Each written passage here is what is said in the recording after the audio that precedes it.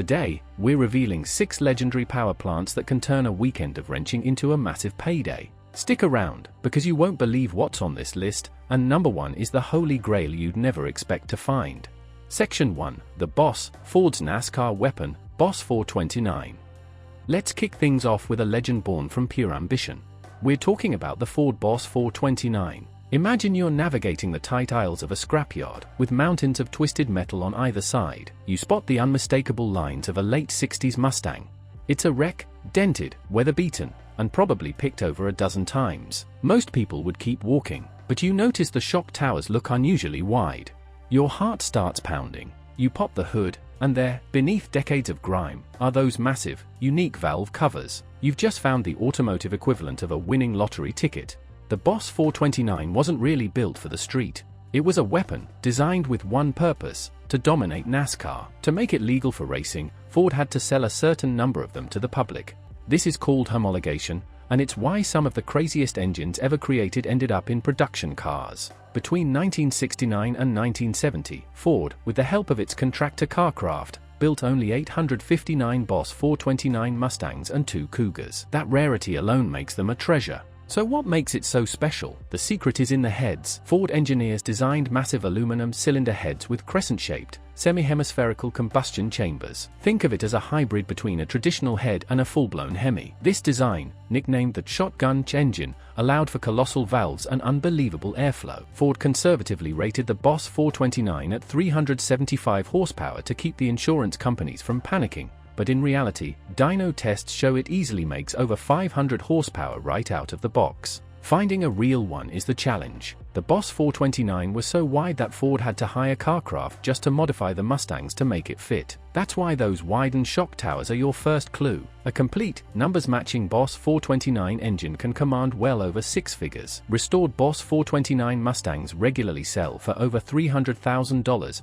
with some pristine examples fetching over $500,000. Not bad for a piece of junk. Section 2, the Ghost, Chevrolet's all-aluminum ZL1 427. Next up is an engine so rare, most people think it's a myth. It's a ghost, a whisper in the automotive world known as the Chevrolet ZL1 427. This isn't just any big block, it's the absolute pinnacle of Chevy's racing ambition, wrapped in a cloak of secrecy. Picture this: it's an old, forgotten 1969 Camaro sitting in the back of a dusty barn. It's been there for decades. The tires are flat, the paint is faded, but something about it looks serious. You might notice old, peeling race decals on the quarter panels. This could be a breadcrumb that leads to a ZL1.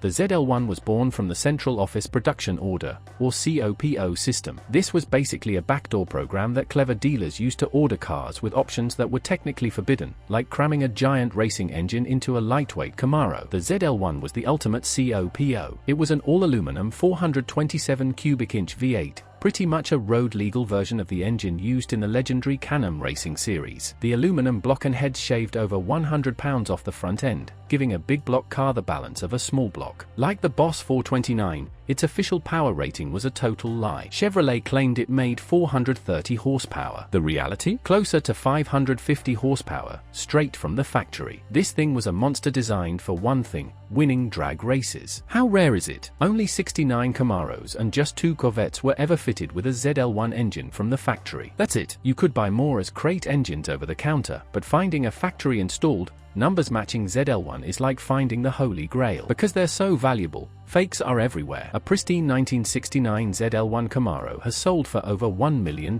Even a standalone, verified ZL1 engine block is a 6-figure discovery. Section 3, the Elephant, Mopa's 426 Hemi. Some engines are famous. Then there are engines so legendary they get their own nickname. Say hello to that elephant motor. We are, of course, talking about the one and only 426 Hemi. For an entire generation of gearheads, this was the undisputed king of the street and the strip. Often, the biggest clue for a Hemi in a junkyard is its absence. You'll find a 60s or early 70s Mopa, a Charger, a Roadrunner, a Cuda, with an empty engine bay. Why? Because these engines were so dominant they were often pulled from street cars to go racing. But every now and then, you find it. You see those distinctively massive valve covers, wider than anything else out there, designed to house the iconic hemispherical combustion chambers. That's when you know you've hit the Mopa jackpot. The 426 Hemi, produced for the street from 1966 to 1971, came directly from Mopa's NASCAR program. The Hemi name comes from its hemispherical combustion chambers, which allowed for an incredibly efficient burn and massive airflow. Chrysler officially rated it at 425 horsepower, a number that was famously understated. The true output was well north of 500 horsepower. Their production numbers tell the story. While Chrysler made plenty of big blocks, the street Hemi was a rare and expensive option. Only about 11,000 were ever installed in production cars. Because of their racing pedigree, finding an all-original, unmolested 426 Hemi is incredibly rare. A rebuildable engine block can easily cost you $30,000. A fully restored, date-code correct 426 Hemi is a $100,000+ engine. And the cars they're in? A 1971 Plymouth Hemi's Cuda convertible sold for a mind-blowing $3.5 million. The elephant motor doesn't just power a car, it turns it into a blue-chip collectible. Section 4, the Rat King, Chevrolet's LS6 454. In 1970, Chevrolet decided to drop a bomb on the muscle car world. GM had finally lifted its ban on engines larger than 400 cubic inches in mid-size cars, and Chevy's engineers unleashed the biggest, baddest rat motor the world had ever seen, the LS6 454. Finding an LS6 is a numbers game. You're scanning a field of forgotten Chevelles and Corvettes. Most have a basic small block, but you're looking for clues. You pop a hood and see a low-rise aluminum intake with a big Holley carburetor. You get a flashlight and check the block casting number. You're hoping for 3963512. Then you check the heads. If you see rectangular ports, your pulse quickens. This could be it. The LS6 was the absolute peak of factory big block performance. It was a 454 cubic inch monster with high compression pistons and a radical solid lifter camshaft. Chevrolet gave it a 1-2 punch power rating,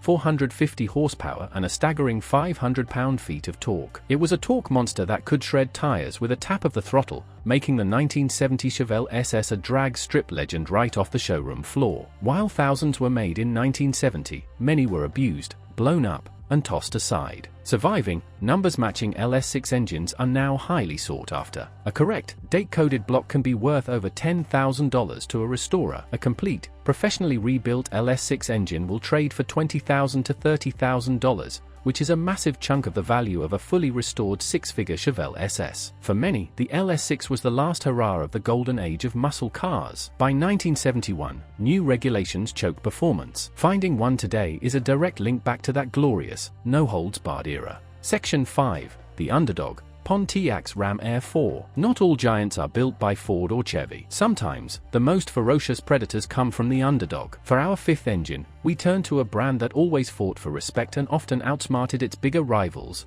Pontiac. Meet the Ram Air 4. Imagine stumbling upon a forgotten 1969 GTO or Firebird Trans Am. It doesn't have the immediate menace of a Hemi car. It's more subtle, but then you notice the functional hood scoops and the Ram Air 4 call-out. Most people wouldn't know what that means, but a true gearhead knows they found something special. The Ram Air 4 wasn't about brute force, it was about smart engineering. While others focused on massive displacement, Pontiac's engineers were masters of airflow. The Ram Air 4 was a 400 cubic inch V8, but it punched way above its weight. It featured revolutionary cylinder heads with enormous valves and an aggressive camshaft that let it breathe at high RPMs. Pontiac rated it at 370 horsepower, but just like its rivals, this was a strategic lie. Real-world power was well over 400. What made it a giant killer was its combination of torque and high-revving nature. This engine was built for racing, but because Pontiac had a more refined image, these powerhouse engines are incredibly rare. In 1969, Pontiac sold over 72,000 GTOs, but only 759 of them got the Ram Air 4. This combination of high performance and extreme rarity makes the Ram Air 4 a true six-figure find. A Ram Air 4 GTO in good condition is easily a $150,000 car. Finding a loose Ram Air 4 engine is a story in itself. It just goes to show that you should never, ever underestimate the underdog. Section 6, the Gentleman's Rockets, Bic 455 Stage 1 and Olds 455 W30. Our final spot goes to a pair of sleeper agents from General Motors. These were the engines hiding inside the Gentleman's muscle cars from Bic and Oldsmobile. They didn't shout, they didn't need flashy decals, but on the street, they were stone-cold assassins. We're talking about the Bic 455 Stage 1 and the Oldsmobile 455 W30. You'd find these in a junkyard and probably walk right by. A Bic GS or an Oldsmobile 442 doesn't scream race car. They look like comfortable cruisers. But a real hunter knows what to look for: subtle stage 1 or the W30 badges, or those big, functional fiberglass hoods. Popping the hood reveals a sea of red, the signature color of these high-performance Oldsmobile and Bic engines. Let's start with the Bic. In 1970, the 455 Stage 1 was the undisputed king of torque. It was officially rated at a jaw-dropping 510 pound-feet at a super low 2800 RPM. That's more torque than almost any other engine of the era, including the mighty 426 Hemi. Bic achieved this with special heads and a hotter cam. Its 360 horsepower rating was more or less accurate, but the torque was the real story. The Bic GSX with the Stage 1 engine was one of the fastest cars of 1970. Right alongside it was the Oldsmobile 455 W30. This was the thinking man's rocket. The W30 package included a select fit engine, where components were handpicked and matched for optimal performance. It featured the iconic W30 fiberglass hood to force cold air into a 370 horsepower 455 V8. A 1970 Olds 442 with the W30 package was a refined beast, capable of surprising its cruder rivals at the stoplight. Because both Bic and Oldsmobile had a more luxurious reputation, these high-performance models were made in very small numbers. But collectors are catching on. A numbers-matching Bic GS Stage 1 can bring over $80,000, with rare GSX models fetching well over $150,000. A documented Olds 442 W30 is a solid six-figure car. These engines prove that sometimes, the most valuable treasures hide in plain sight. From Ford's NASCAR Brute to Chevy's mythical ZL1, and the torque monsters from Bic and Oldsmobile, these engines are more than just parts. They are artifacts from a time when horsepower was king and engineers were rock stars. The next time you walk through a junkyard, look a little closer. That rusted-out hulk in the corner might just be hiding a six-figure secret. The hunt is part of the thrill, and the knowledge is what turns junk into a fortune. What do you think? Did we miss any legendary junkyard gems? What's the best find you've ever heard of? Let us know in the comments below. And if you love stories about uncovering hidden automotive treasures, make sure to subscribe so you don't miss our next adventure.